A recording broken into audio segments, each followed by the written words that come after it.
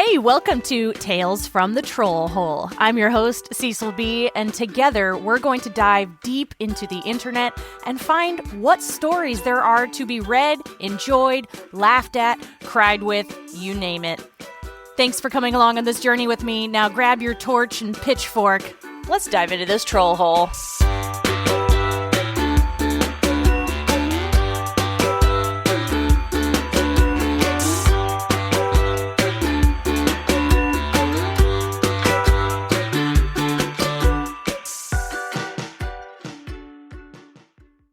Hello, everyone. How are you?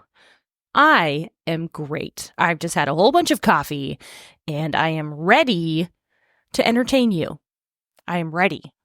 So I've been seeing a lot of movies recently because the weather has turned, and now it's inside entertainment season for me, for the most part. So I've been watching so many good movies. I saw Moana 2, 20 out of 10. Really cute, really fun. Got all misty-eyed at parts of it. It was beautiful. The animation is gorgeous. I can't get over how they do the water and reflections in the water and the currents and elements that glow and just the textures. Those people are so talented. I love it. And I also saw Gladiator 2. That was so intense, but so good. I mean, a lot of the Colosseum stuff I had to watch just with my eyes super closed because I have a problem with, like, in the Colosseum they had animals and all that kind of stuff, so didn't like that. But overall, amazing story. And the actors, I mean, Denzel, get right out of town. He was so good. Pedro Pascal as well, and the actors who played the two emperors, holy smokes, such talent everywhere, out the wazoo. What is a wazoo? Is that a butt? I don't know. Jury's out. I also saw Heretic. That was really fun. What a fun horror movie that was. Unexpected from Hugh Grant. I really did not know what to expect because I didn't watch any previews except for like half of a preview. And I was like, done. I'm sold. I'm in. Because I don't like to watch the previews because they give away too much. They give away way too much. It's like, why even bother going to see the movie when I just watched it in 3.5 minutes? Like, just give me the premise and maybe one no context situation to hook you in. And then that's all you need. You don't need to give away everything. I also saw, last night we watched Trap, the new Shyamalan movie. So good. That was really cool. I did not expect, I kept trying to predict what the Shyamalan twist was going to be. And I was wrong. And then I was right and then wrong again. And oh boy, it was just, what a fun ride and a cool premise. I thought it was really neat. Loved it. Also, I've been rewatching the Jurassic Park movies, the original ones. We haven't gotten to Jurassic World yet. I don't know if I'm going to get into those because I really disliked those ones. But the older ones are really fun. They hold up, and the CGI was pretty good for how old those movies were. I forget when they came out, and it looked pretty good. That was really fun too. And speaking of movies, if you're unfamiliar with the YouTube channel CinemaSins, that is such a fun thing. They heckle movies in a really funny way where you can still appreciate the movies. They're not just like sitting there shitting on the movies.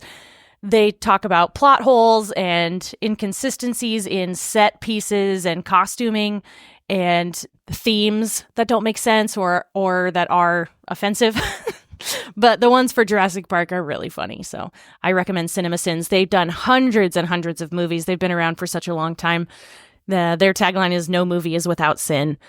It's really, really great. If you like to heckle things out of love, I think you'll really like that. This week's episode is going to be about holiday work parties. Because 'tis the season, people are getting ready to go to their holiday parties for places of work, places you volunteer. Maybe you're invited to a friend's holiday work party. You never really know what's going to go down at those. What's going to be the gossip at the water cooler the following Monday? Well, we're going to find out some things that have happened to other people out there on Reddit at their holiday Christmas parties or holiday parties. I've only ever been to a couple of holiday parties, and only one of which you were allowed to have alcohol at. All the other ones were sober just hanging out, eating food, slowly getting tired, and then everybody just goes, all right, well, I'm going to head out. And you head out as quick as you can so that you're not the last one to have to clean up everything. But inevitably, when there's alcohol allowed at work parties, that's when trouble happens immediately. Someone is going to make a complete asshole out of themselves, accidentally or on purpose. You never really know if that's going to be somebody's rage quit moment. Holy shit. Like, you gotta watch people closely at these holiday parties. I think there should be a separate security, holiday party security. I think you need it so that you can prevent embarrassing issues for people, protect them from themselves. Or you invite an audience who pays to watch your holiday party from behind like one-way glass, whatever it is, two-way, one-way. I have no idea.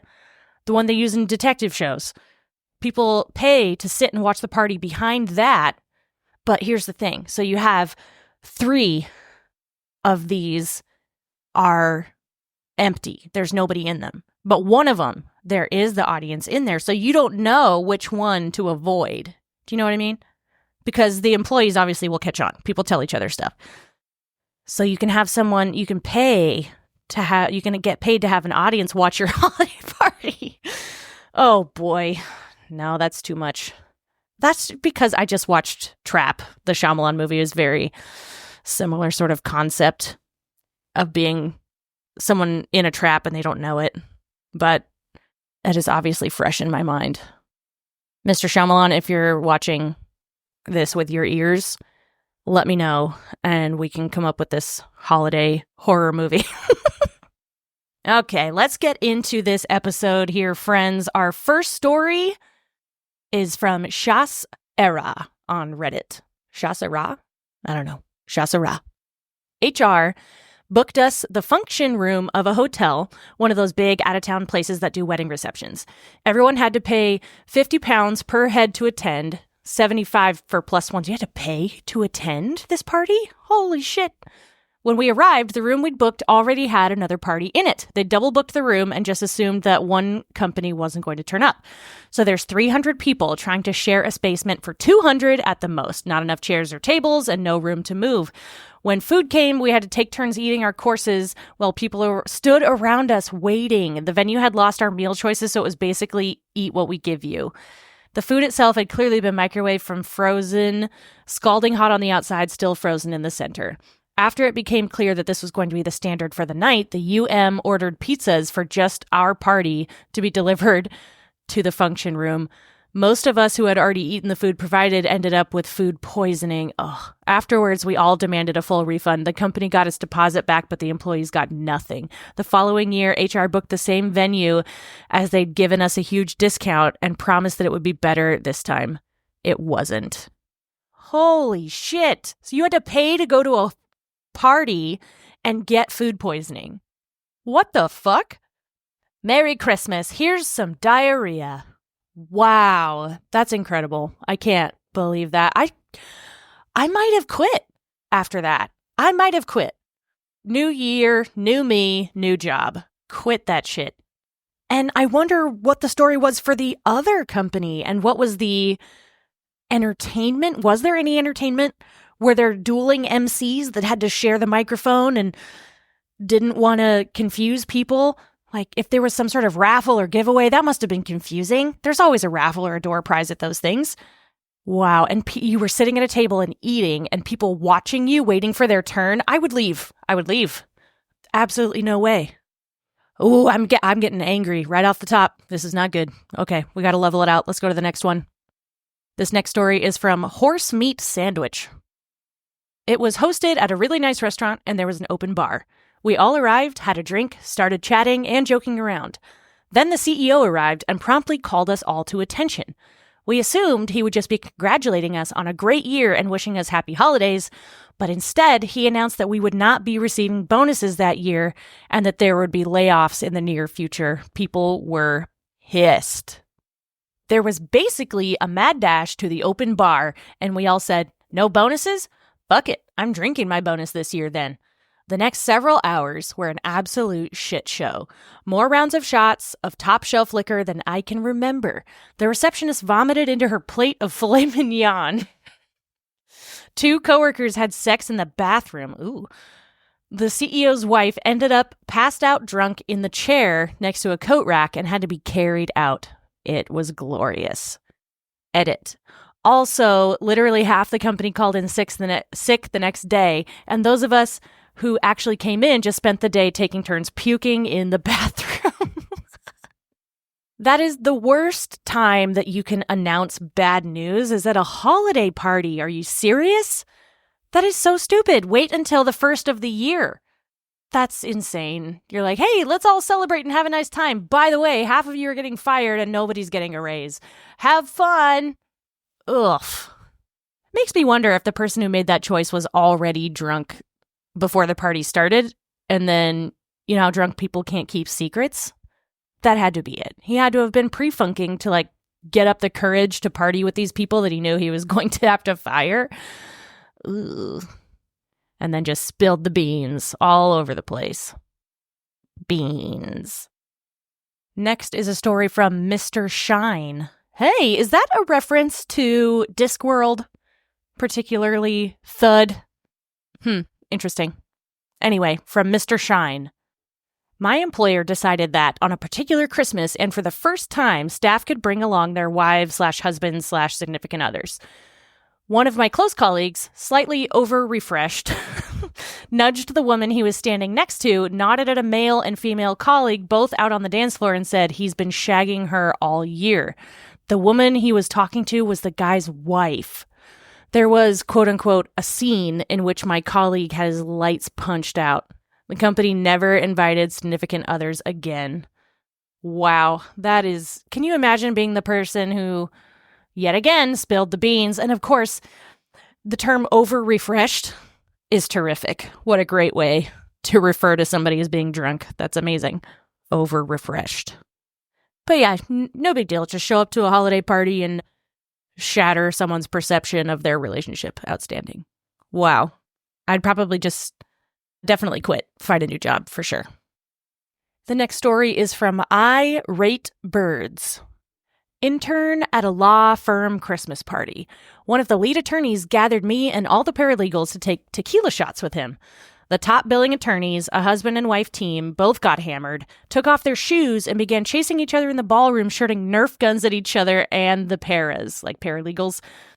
Someone gave firm-branded hazmat suits as a gag gift, and 2 other attorneys put them on and began fighting with foam swords. This was pre-Uber, so the firm paid for cabs for everyone to get home if they'd been drinking. That sounds really fun. That sounds like a super dope party. I mean, by the sounds of it, everybody was having a really great time. And that sounds hilarious. Like, even if you weren't somebody drinking, that would be fun to watch and participate in. Like, I don't drink, but I have a great time acting a fool and being silly, so I would be hazmat foam sorting all over the place. Oh, someone commented, I think you're posting in the wrong thread. This is for holiday party shit show stories, not super fun time stories. This next story comes from Nat Von Bratt. We had our holiday party on a barge whose top floor was rented out to a different company. There was only one male and female toilet per floor, and one of the female partygoers from that party had had way too much to drink before the meal was even served. Between dinner and dessert, she stumbled down the flight of stairs, pee running down her leg, and falls into the men's toilet. Does her thing and falls back up the stairs on her way to the party. Next thing you know, we hear her screaming, "Fine, then I'll just go." And then she jumps overboard into the waters we all know are shark infested. Her date, knowing there is no way she can survive given how drunk she is, empties his pockets and jumps in after her. They had to stop the barge, call the police, and end the trip for the rest of us. No idea what happened to the jumpers, and I didn't get any dessert, but at least I have a good story to tell. What the fuck? Okay. So she gets so drunk that she decides to jump off the fucking boat? That's insane. I don't like to throw that word around lightly, but I really think that maybe there were some other matters afoot, and like ending the party for everybody? Come on. He didn't even get any dessert. That's the real tragedy here. No, I hope they were okay. And I mean, holiday party, it must have been freezing. A real Jack and Rose type situation out there. I hope everybody was okay. Ooh. And also, I just want to put this out there that I don't think that alcohol and boats mix. Ever. Alcohol and water. Aside from hydrating yourself, large bodies of water? Absolutely not. You're not even supposed to sit in a hot tub if you've been drinking. Stop putting water and water activities and alcohol together. Stop it. For any occasion, doesn't matter. It's going to be a bad time. Unless you are a pirate in the 1500s, don't do it. Leave it be. Actually, even then, perhaps not. Our next story comes from a user named Rob the Banks. They hired out a members club, so I thought it would be at least a decent standard facility.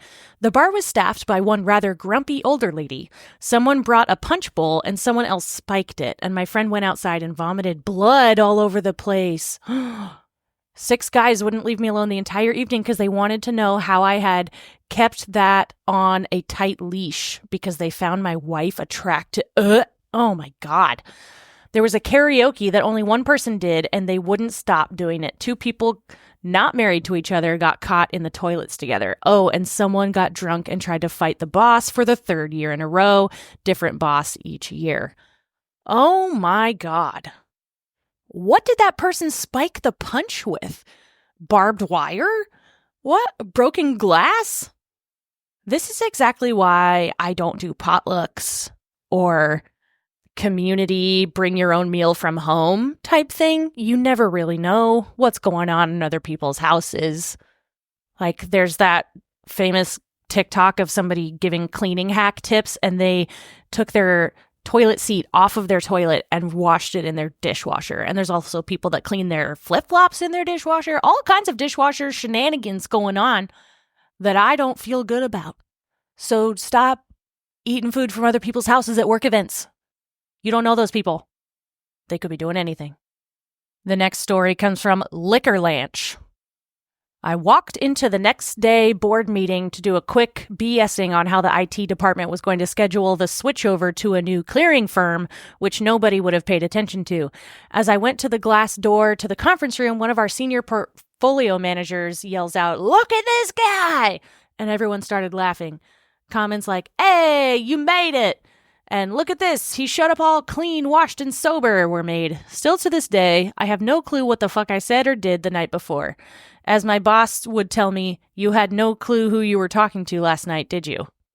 Oh, that's awful. Oh, that's the worst when you have to wonder what you did. Ugh, that's so stressful. That almost gives me an anxiety stomachache just trying to think about it. Ew. The next story is from Powell WX. Company party for about 150 people. Decided to have a talent show after dinner. Initially, nobody signs up. They dangle a $100 prize. Next thing you know, Karen is showing pictures of her trip to Jamaica where she climbed up a waterfall, and the janitor is singing Copacabana karaoke style without music. Everyone left. The talent show was never repeated. Oh, that makes me sad. Oh, the comment below it says, "Did you work for Dunder Mifflin?" But I mean, for $100, if you're really not worried about it and nobody's signing up, you're probably going to have a good chance. I'd probably go up and whistle something. I'm pretty good at whistling. That's the ultimate karaoke, perhaps. Acapella. Is whistling considered acapella if you do nothing else? There's no music. Discuss. Our next story comes from Moots Point. My company graduated from small business status, meaning it could no longer be the prime contracting company for our contract. Out of good graces, they invited our new program manager from the prime to our new holiday party. It was a huge ballroom with 300 plus people. Anywho, around the end of the night, she was so drunk, she was talking to people with a broken champagne glass in her hand, tilted on its side, dripping all over her dress. I was just saying my goodbyes to the head admin assistant when the VP ran up to her and told her to escort her to her hotel room as she was starting to drool, as well as sway back and forth while talking. Think Mortal Kombat finish him. The next workday, I was told she tried to come back down to the party because she still wanted to drink, which led to a few people escorting her back to her room as a group effort. Obviously, it was never brought up again, but we didn't see her at the next 2 or 3 parties. Know your limits, especially when you manage a contract for over 200 people. Oof. I don't know why, but that's reminding me of the movie The Girl on the Train with Emily Blunt. If you've ever seen that, it's kind of reminding me of that when she was deep in the throes of it. It's just really sad. That was a sad one. Uh-oh. Here's a very short story from Yad Yad Yad. My manager pissed herself on the dance floor, removed her pants, and flung them at a colleague's husband. Yikes. Oh boy. The comment below is from Tit Riffle. And it says, out of nowhere, this punter gets blinded by a wet slab of piss and minge. Must have been very disconcerting. Oh my God. Comment below that one, this is the kind of casual poetry the English language was cobbled together for. The next story is from Invincible Zebra. A colleague of mine woke up with a horse in their back garden. Turns out they were so drunk and couldn't be arsed to walk home that they just barebacked a horse from a field whilst carrying a pizza and a kebab. Rode it back the next morning. Man's a nutter. A kebab and a pizza. Now I want both of those things. You could have a pizza kebab if you had pizza rolls and put them on a stick, but could you have a kebab pizza? Or does the thing that makes it a kebab the fact that it's on a stick? So, again, we need to discuss this, get to the bottom of it. You can have a pizza kebab, but can you have a kebab pizza? The next story is from Purple Inside 1780. I worked at an agency where we'd hired a new account executive to start in the new year, but invited her to the Christmas party. We'd booked out a bar restaurant in Chelsea, all hours, free bar, champagne, the whole shebang. She enjoyed her evening with full enthusiasm, right up to the point where she ventured towards the toilets downstairs in the basement, tripped at the top, fell down the stairs, broke her leg, and shat herself on the way down. Stretchered out by London ambulance in pungent glory through the partying throng on the ground floor. She never returned to start the job with us. Oof. Okay, so it was really nice of them to invite her to the Christmas party before she technically started working for them as like a nice get to know you, welcome to the team, everyone's all happy. What a nice idea. And then I'm gonna just stop putting bathrooms in basements. Stop doing it. They should be on the main floor, especially if you're serving alcohol. Ugh, that's not even her fault. She was probably wearing nice shoes, trying to dress up, and maybe there is something slippery because it's a floor to a fucking basement. I've never seen stairs that lead to a basement that are in non-slippery shape. Basement stairs are always wet. That's a rule. They just always are. It's part of the nature of the universe. So stop putting bathrooms in basements and don't wear nice footwear on stairs. Don't do it. It's a trap. Here's a short little story from Lex Luthor 40 Cakes. 2 lads got thrown out by bouncers as they started arguing and getting aggressive towards each other. Found out the next day that they were arguing about Lord of the Rings. Okay, I need to know what exactly they were arguing about because I fucking love Lord of the Rings. And if people talk about certain aspects of it, plot holes that they think are plot holes but aren't really, I will get heated as well. So maybe this is completely understandable. I don't know. I think it's understandable. I don't think this is an unreasonable situation. I need to know the details though, and unfortunately, I don't think we will ever have them. Our next story comes from user Point of Difference. I was at a Christmas party for a tire fitting business. One of the tire fitters got so drunk that he stumbled back onto the banquet spread laid out on the table and cleaved it in half. It created a V shape with all the food sliding down into the middle on top of the passed out guy. So we lost all the food, but I did get the best laugh for a solid 15 minutes. This was followed up by the assistant sales manager cracking his head on the pool deck. Taken away in an ambulance and got 50 stitches across the top of his skull. The female bookkeeper got so drunk that she lifted her skirt and started dry humping the guys at the party. Boss never should have bought 10 bottles of spirits for a 15-person party. Wild. Oh my gosh. The comment below was your boss, Michael Scott. I mean, all of these are concept ideas from The Office. It has to be. Life imitates art. Am I right? You know, here's the theme that I'm gathering from these stories is that if you're at a work event, you probably shouldn't be drinking or doing drugs. There's a lot of ones that I was just reading internally that had a lot of illicit drug use, and those led to pretty terrible things. So that's the theme, is that the really, really horrible, cringy stories are when people just imbibe too much. Like, don't forget, you're at work, you're on the clock, bruh. Hello? Like, HR still exists at these parties. There are still rules.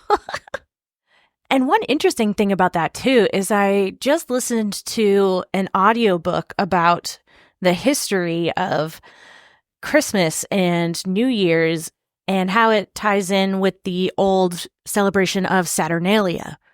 And it's just, there's something about the end of year and beginning of the new year wintertime where people cut loose. It used to be expected that people would wear wild costumes and get horribly drunk and do all sorts of really outlandish things. And there were plays and musicals, and you were wearing masks and running around, and things were done that were normally off limits. And I think there's still a little seed of that within us where we have the urge to cut loose at these holiday parties. And I think it's in our DNA and it's not our fault. But I will encourage you, do that at your regular parties and not at your work ones. Because chances are your career will be waiting for you January 1st if you have a lot of fun at your friend holiday party or your family holiday party, not at your work one. So live vicariously through these stories and celebrate safely, everybody. And next week, we will be discussing weird holiday traditions that you have in your family. So if you have any of those fun stories, let me know. And other than that, please enjoy your week, and I will see you next time for more Tales from the Troll Hole. Goodbye.